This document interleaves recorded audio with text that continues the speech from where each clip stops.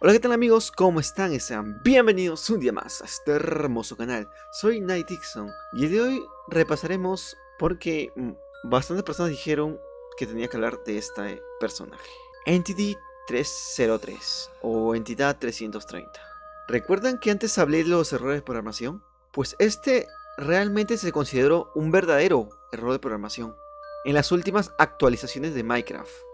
Este ente fue elaborado por un programador que fue despedido de las empresas de Mojang, personalmente por Notch. Antes de irse en su último día de trabajo, este subió un archivo extra llamado Entity 330 en la última actualización de esas fechas, año 2014, el cual de una manera rara desabrochó al famoso y conocido 303, el cual aterrorizó a muchos niños. Entidad 330 es un archivo corrupto que agarró popularidad en el año 2014.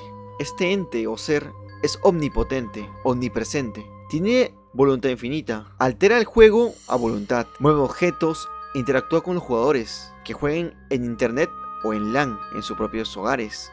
Este personaje tuvo muchísimos montajes. Mucha gente lo describe así: un ser agresivo y destructor, molesto. Él sabe cuando un nuevo usuario está entrando en Minecraft, lo vigila de cerca y en el momento menos oportuno se le aparece.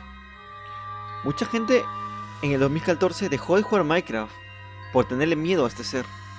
Muchos foros de videojuegos hablaron de él y otros foros de misterio también lo mencionaron.